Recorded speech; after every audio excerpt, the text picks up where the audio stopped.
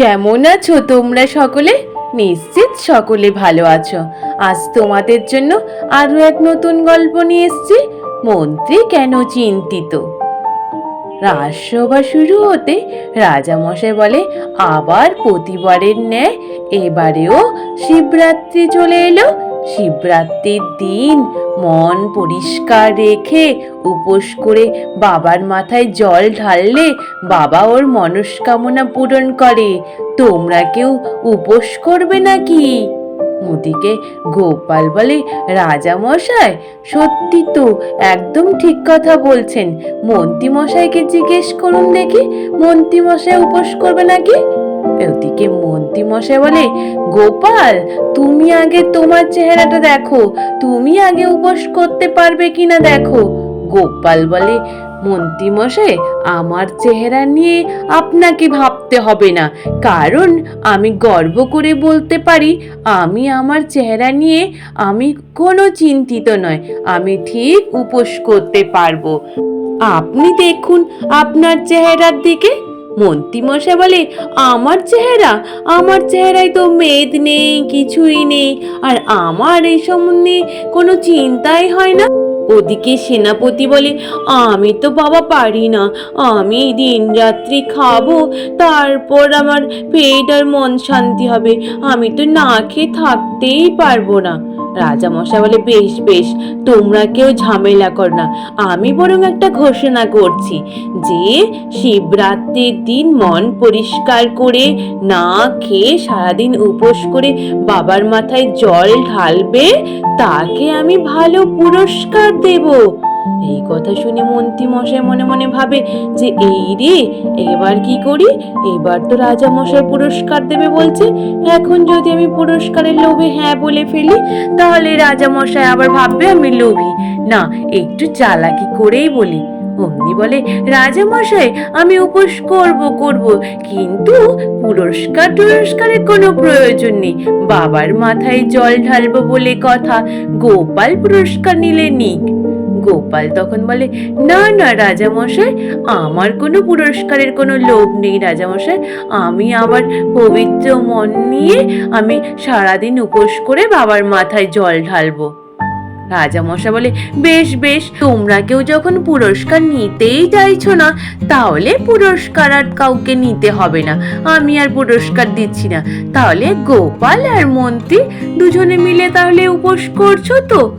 ওদিকে দুজনেই হ্যাঁ বলে ফেলে। ওদিকে মন্ত্রী মশাই শুনে বলে, এই রে, রাজা মশাই তো পুরস্কার দেবে না বললো, কি যে করি? আমি যে বেশি ওস্তাদি করে যে বললাম পুরস্কার নেব না, এখন শুধুই আমাকে উপোস করতে হবে, কি যে করি এখন? তারপর রাজসভা শেষ হয়ে যাওয়ার পরে মন্ত্রী মশাই পুকুরের ঘাটে বসে পা দুলিয়ে চিন্তা করছেন। ওদিকে সেনাপতি, রাজবৈদ্য, রাজজ্যোতিষ সকলেই উপস্থিত। সেনাপতি বলে, এ কি করলেন মন্ত্রী মশাই? আপনি পুরস্কার নেবেন বললেন, না বললেন, এখন চিন্তা করছেন। ওদিকে রাজবৈদ্য বলে, মন্ত্রী মশাই আপনাকে একদম চিন্তা করতে হবে না, আমার কাছে ওই খিদা নিবারণ করার একটা বটি আছে, ওই বটিগুলো 3-4টে খেয়ে নিলে সারা দিন আর খিদে পাবে না। মন্ত্রী মশাই বলে, তাই নাকি রাজবৈদ্য? তাহলে তুমি একটা কাজ করো, আমাকে তাহলে খিদা নিবারণের বটিটা তাহলে দিয়ে দেবে, আমি তাহলে খেয়ে নেব। বলে, বেশ বেশ, শিবরাত্রির দিন তাই না হলে করবেন। ওদিকে গোপালের মেয়ে জামাই গোপালের বাড়ি এসে উপস্থিত। গোপালের মেয়ে জামাই এসে বলে, মা আমরা চলে এসেছি, আমরা এবারে শিবরাত্রি উপোস করব। অমনি গোপালের গিন্নি বলে, বাবা মিনুমা, তুই এসছিস, ভালো করেছিস, তাহলে আমার মা মেয়ে দুজনে মিলে শিবরাত্রি এবারে করব। ওদিকে উল্টে পুটি ন্যাপলারা বলে, আচ্ছা দিদা, তোমরা সকলে শিবরাত্রি করো কেন? ওদিকে গোপালের জামাই বলে, আরে জানিস না, তোদের ওই দিদা শিবরাত্রি করে দাদুর মতো শিব ঠাকুরকে পেয়েছে, আর তোর মিনু দিদি আমাকে পেয়েছে। বলে, ও তাই নাকি, এই জন্য তোমরা শিবরাত্রি করো? গোপালের জামাইরা বলে, হ্যাঁ রে, এই কারণে তো সকলে শিবরাত্রি করে। ওই দিন রাত্রিবেলা রাজামশাইকে রানীমা বলে যে, আচ্ছা না রাজামশাই, মন্ত্রীমশাই যে শিবরাত্রি করবে বললো, উনি তো শিবরাত্রির দিন উপোস করে থাকতে পারবেন না মনে হয়, উনি তো সারাদিনই খাওয়া দাওয়া নিয়ে চিন্তা করতে থাকে, তাহলে উনি পারবেন উপোস হয়ে থাকতে?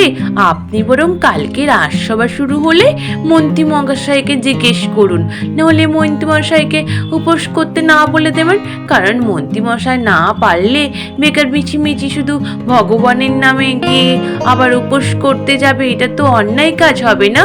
বলে, বেশ রানী, কালকে সকালেই রাজসভা শুরু হোক, আমি বলবো। পরের দিন রাজসভা শুরু হতেই রাজামশাই পুনরায় জিজ্ঞেস করে, তুমি কি পারবে উপোস করতে মন্ত্রী? ওদিকে মন্ত্রীমশাই বলে, হ্যাঁ রাজামশাই, আপনি ও নিয়ে একদম চিন্তা করবেন না, আমি ঠিক উপোস করতে পারবো, আমাকে নিয়ে চিন্তা করার কোনো কারণ নেই, বরং আপনি গোপালকে বলুন। গোপাল বলে, রাজামশাই বললাম না, আমাকে নিয়ে তো চিন্তা করার কোনো কারণই নেই, আর বরং মন্ত্রীমশাইকে ভালো করে বুঝিয়ে বলুন। মন্ত্রীমশাই একই জেদ নিয়ে বলতে থাকে যে উপোস করবে বলে। মন্ত্রীমশাই রাজসভা শেষ হয়ে যাওয়ার পরে বাড়ি ফিরে যায়। বাড়ি ফিরে গিয়ে গিন্নিকে বলে, গিন্নি শোনো, শিবরাত্রির দিন তো উপোস করছি। ওদিকে মন্ত্রী গিন্নি বলে, তুমি উপোস করবে? তুমি তো থাকতেই পারবে না, তাহলে কি করবে? ওদিকে মন্ত্রীমশাই বলে, আমি সমস্ত কিছু ব্যবস্থা করে ফেলেছি গিন্নি। ওদিকে মন্ত্রীমশাইয়ের গিন্নি বলে, এ কি, তুমি আমাকে না জানিয়ে সমস্ত কিছু ব্যবস্থা করে নিয়েছো? বেশ, আমি আর তোমার সাথে কথা বলবো না, তুমি আমাকে এখন কিছুই বলো না, দূর ছাই, তুমি যাও এখান থেকে। ওদিকে মন্ত্রীমশাই বলে, এই রে, গিন্নি তো রেগে গরম হয়ে গেল, কি করি এখন? আমাকে আবার বটা ঘটার কাছেই যেতে হবে। তারপর বটা ঘটার কাছে যায় দেখা করতে। ওদিকে গুলটে পুটি ন্যাপলারা সঙ্গে জামাইয়ের সাথে মাঠের মধ্যে খেলছিল। হঠাৎ করে গুলটে এমন বলটাকে ছুঁড়ে মারে, অমনি বলটা গিয়ে জঙ্গলের সাইডে গিয়ে বটা ঘটার বাড়ির পাশে পড়ে। ওদিকে গুলটে পুটি ন্যাপলারা বলে, জামাই বাবু তুমি যাও দেখিনি, ওই বলটা কুড়িয়ে নিয়ে আসো।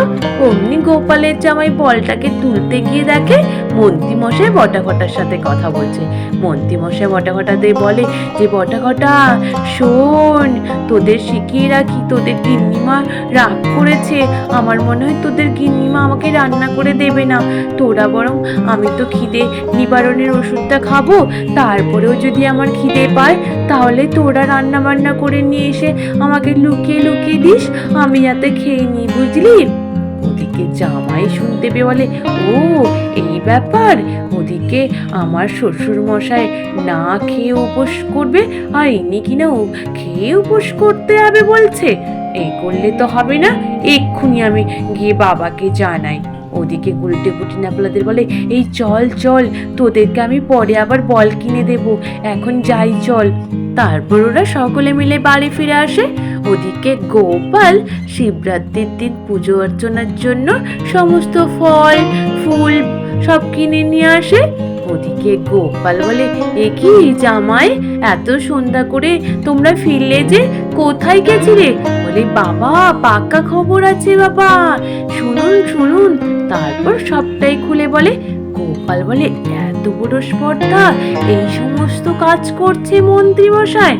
ওদিকে গোপালের জামাই গুলটে পুটি ন্যাপলারা বলে, দাদু তোমাকে চিন্তা করতে হবে না। এমনকি জামাই বলে, বাবা আপনাকে এ নিয়ে ভাবতে হবে না, আমরা ওই দিন বটা ঘটাকে ঘরের মধ্যে আটকে দিয়ে বাইরে দিয়ে শিকল তুলে নেব, দেখি মন্ত্রীমশাই ওই দিন কি করে।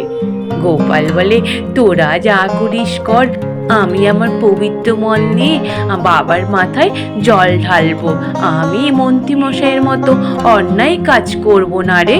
তারপর শিবরাত্রির দিন সকলে মিলে পূজা অর্চনা করতে থাকে। গোপালের গিন্নি, রাজামশাইয়ের গিন্নি সকলে মিলে পূজা অর্চনা করে। ওদিকে মশাইয়ের কাছ থেকে মন্ত্রীমশাই ওই খিদা নিবারণের গুলিগুলো নিয়ে চারটে খেয়ে নেয়। বৈদ্যমশাই বলে, মন্ত্রীমশাই এই প্রথম আপনার উপরে প্রয়োগ করে দেখছি, বুঝলেন? মন্ত্রীমশাই বলে, কাজ করবে তো বৈদ্যমশাই? না কাজ করলে তো আমার খিদে পেয়ে যাবে। বলে, হ্যাঁ হ্যাঁ কাজ করবে, খেয়ে তো নিয়েছেন, দেখুন ঠিক কাজ করবে। আমি চাইছি আমার এই আবিষ্কার যেন বিজ্ঞানের আবিষ্কারকে হার মানাতে পারি। তারপর কিছুক্ষণ বাদেই মন্ত্রীমশাই গিয়ে ওদিকে শিব মন্দিরের সামনে দাঁড়িয়ে থাকে। হঠাৎ করে মন্ত্রীমশাই খিদার যন্ত্রণা পেট কামড়াতে থাকে। মন্ত্রীমশাই খিদার যন্ত্রণায় ছটফট করতে থাকে, বলে, এই রে, বটা ঘটা কোথায় গেল? বটা ঘটাও তো আসছে না। ওদিকে গোপাল রাজামশাই ওর সকলে এসে গোপাল জিজ্ঞেস করলে, কি মন্ত্রীমশাই উসখুস করছেন যে? আপনার কি কোনো সমস্যা হচ্ছে? মন্ত্রীমশাই আর থাকতে না পেরে বলে, গোপাল রাজামশাই, আমার খুব খিদে পেয়েছে রাজামশাই, আমি আর থাকতে পারছি না রাজামশাই। ওদিকে রাজামশাই বলে, মানে মন্ত্রী তোমার খিদে পেয়েছে মানে? তুমি তো আজকে সারাদিন না খেয়ে বাবার মাথায় জল ঢালবে বলেছো। গোপাল বলে, জানেন রাজামশাই, অনেক ব্যাপার রয়েছে। ওদিকে যে বটা ঘটাকে বলেছিল খাবার নিয়ে আসতে, বটা ঘটাকে তো আমার জামাই আর গুলটে পুটি ন্যাপলারা ঘরের মধ্যে আটকে রেখে দিয়ে এসছে। ওদিকে মন্ত্রীমশাই ভেবেছিলেন লুকিয়ে লুকিয়ে খাবার খাবেন আর মিছিমিছি বাবার মাথায় গিয়ে জল ঢেলে দিয়ে আসবেন, আর সঙ্গে রাজবৈদ্যের ওষুধও খেয়েছেন, তাতে তো কাজ করেনি। তারপর এখন খিদের যন্ত্রণায় ছটফট করছে। মন্ত্রীমশাই বলে, রাজামশাই আমায় ক্ষমা করে দেন, আমি অন্যায় করেছি, ভুল করেছি, আর কখনো আমি এইরূপ করে আমি আগ বাড়িয়ে কথা বলতে যাব না রাজামশাই। তারপর রাজামশাই বলে, ছি ছি মন্ত্রী, ছি, তুমি আমার মান সম্মান কিছুই রাখলে না মন্ত্রী। তারপর মন্ত্রীমশাইকে বটা ঘটার ওখানটায় পাঠিয়ে দেয়, বলে, যাও যাও গিয়ে খেয়ে এসো যাও। আর ওদিকে পূজার্চনা আবার শুরু হয়ে যায়, সকলে মিলে বাবার মাথায় জল ঢালে। আজ এই পর্যন্ত, নিশ্চিত তোমাদের সকলে ভালো লেগেছে। আর যদি ভালো লেগে থাকে তাহলে একটু লাইক আর সাবস্ক্রাইব করে দিও। আর তোমরা সকলে ভালো থেকো, কেমন? টাটা।